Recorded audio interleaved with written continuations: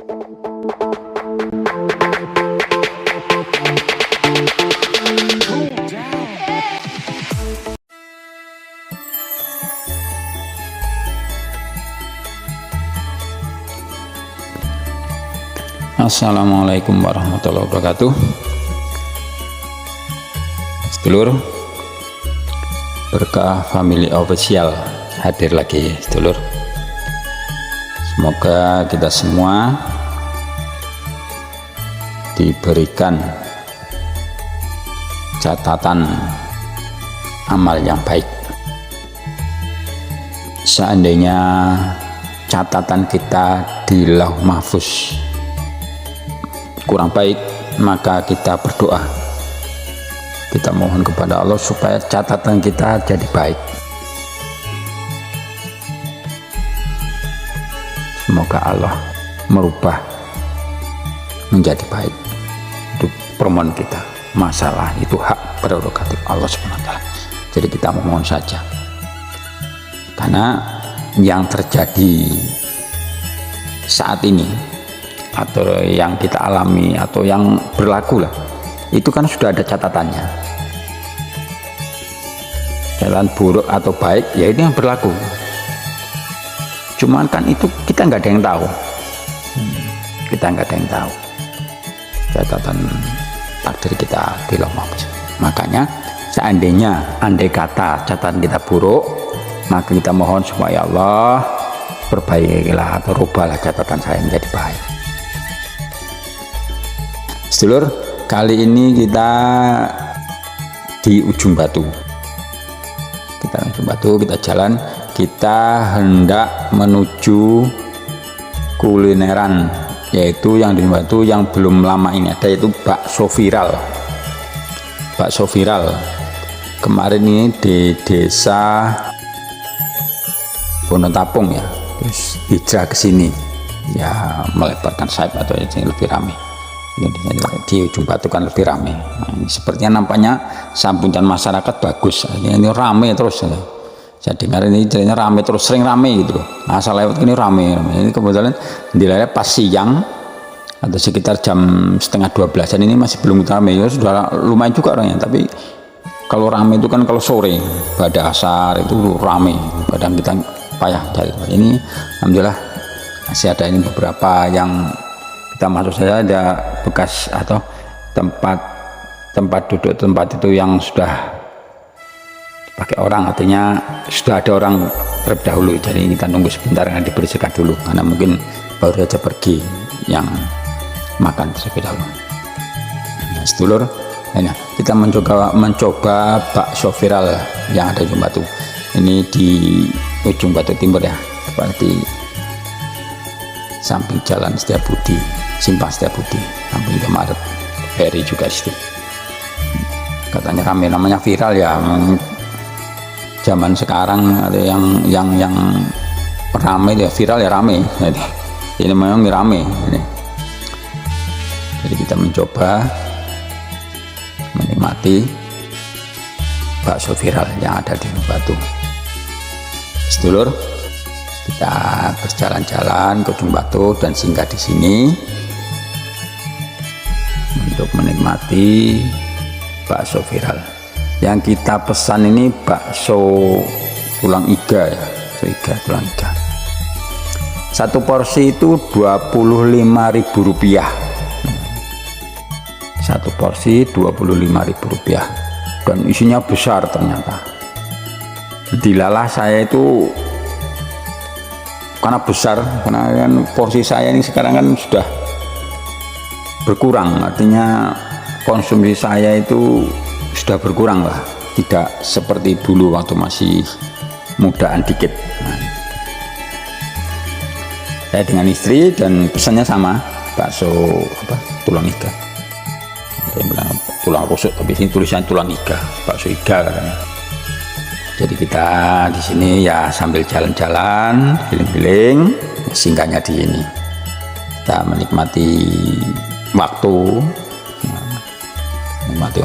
untuk mensyukuri nikmat Allah SWT.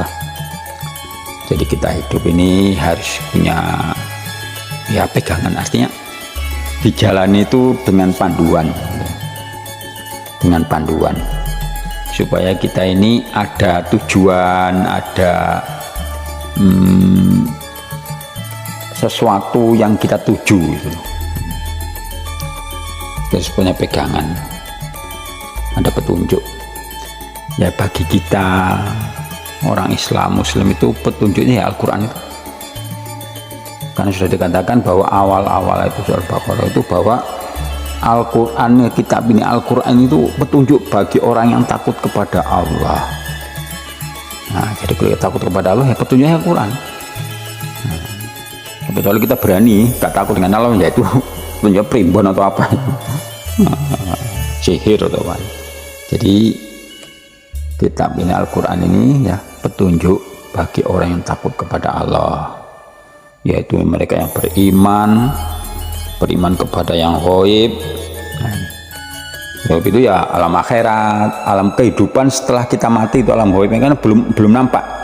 Terus yakin karena itu kitab Al-Quran itu menjadi petunjuk orang yang takut kepada Allah, yang beriman kepada yang ghaib, dan mendirikan sholat, menegakkan sholat. Nah, jadi orang yang beriman itu ya takut kepada Allah, yakin kepada akhirat, dan menegakkan sholat, mendirikan sholat, dan menafkahkan sebagian rezeki yang dianugerahkan dari Allah tuh. Ya Allah anugerahkan rezeki itu ya nafkahkan sebagian. Jadi intinya dalam hidup kita ada tujuan, ada pegangan. Jadi pegangan kita Al-Quran itu petunjuk kita itu. Dia petunjuk kita keluhan, Al-Quran itu petunjuk. Nah, tunjuk kan itu jelas ini ya. Kalau nggak ada petunjuk kan sebenarnya jalan di tempat malam gelap itu kan, kalau nggak ada petunjuk kan geram jatuh atau meraba-raba. Jadi kalau ada petunjuk, misalnya kalau dalam itu ada senter, ada lampu, ada petunjuknya itu jadi jelas, enak jalannya. Jadi Al-Quran itu petunjuk bagi orang yang takut kepada Allah, yakin kepada kehidupan akhirat, menegakkan sholat, dan menafkahkan sebagian rezeki yang dianugerahkan oleh Allah Subhanahu wa Ta'ala. Beriman kepada Al-Quran ya, yang diturunkan itu, dan orang-orang yang seperti itu mereka akan beruntung, nanti di akhirat nanti. Jadi petunjuk itu, petunjuk Al-Quran itu petunjuk bagi orang-orang yang takut kepada Allah dan dia nggak takut kepada selain Allah. Nah ini yang agak berat. Kita kan masih takut miskin, takut nggak makan, takut kiri, takut sesuatu yang masalah. Berarti artinya apa? Artinya iman kita belum, bukan tidak beriman, belum jejak, belum sempurna. Kalau imannya sempurna itu dia takut hanya kepada Allah. Artinya takut itu dia tidak berani, tidak berbuat sesuatu yang tidak disukai Allah SWT. Nah, itu artinya takut, bukan wah aku takut kepada Allah tapi maksa jalan terus. Jadi takut akan ancaman Allah, dan maka dia takut atau tidak berani melakukan hal-hal yang menimbulkan kemarahan Allah Subhanahu wa Ta'ala. Inilah yang dimaksud takut itu. Nah, jadi hanya mengikuti jalan-jalan yang dikehendaki oleh Allah, yaitu melalui yang ditambahkan dalam Al-Quran semua. Jadi sedulur ya, jadi kita ini sebagai manusia ini punya pegangan hidup. Artinya ya kita hidup itu ada panduannya, ada tuntunannya. Jangan nggak ada tuntunan yang lonjor gitu ya, macam nggak ada roh itu ya, jalan saja itu nggak ada pengendalinya. Jadi tadi yang pertama itu yakin, itu takut kepada Allah, yakin kepada akhirat, dan menegakkan sholat, mendirikan sholat. Maksudnya enggak kita mengerjakan sholat itu dengan tertib, penuh perhatian, tertib, menjaga adab-adabnya, syarat rukunnya harus kita jaga. Bagaimana kita menjaganya? Ya itu tadi, seperti kemarin kita sampaikan, harus belajar supaya kita bisa menjaga sholat itu, supaya tahu waktu sholat, adab-adabnya, rukunnya, syarat rukunnya itu. Nah, kita harus tahu. Kalau kita nggak tahu, bagaimana kita menjaga sholat itu? Sementara sholat itu adalah amalan yang pertama kali dihisab di akhirat nanti. Ibaratnya kalau dianggap sholatnya itu baik, maka semua amalnya dianggap baik. Sholat itu kuncinya. Dengan sholatnya jelek, nah, semua amal kita akan dioncei, akan dipersoalkan. Jadi sholat ini amal yang pertama yang dihisab di akhirat nanti. Jadi bagaimana sholat itu kita perbaiki sholat kita, perbaiki sholat kita sekemampuan kita. Bagaimana gerakan kita perbaiki, bacaannya, rukunya, sunnahnya, ya kita perhatikan. Ya supaya kita tahu, ya kita tanya kepada orang yang ahli, kepada orang alim. Kemudian, jadi kalau kita itu semua, kita yang pertama itu takut kepada Allah, itu takwa itu, kemudian yakin kepada akhir, kemudian tegakkan sholat, kemudian sebagian menginfakkan sebagian rezeki, kemudian nanti dia akan menjadi orang-orang yang beruntung, mencapai keberuntungan, mencapai falah, ya. Falah itu sesuatu yang sangat tinggi. Mana falah itu keberuntungan meliputi kebahagiaan, kejayaan, agama maupun dunia. Cakupannya itu. Jadi ada orang alim mengatakan bahwa kejayaan dunia adalah tercapainya berbagai kebaikan, sehingga menjadikan dunia menjadi baik, kedunianya menjadi baik. Jadi kekayaan, kemuliaan. Sedangkan kebaikan ukhrawi, kebenaran agama, kebaikan agama,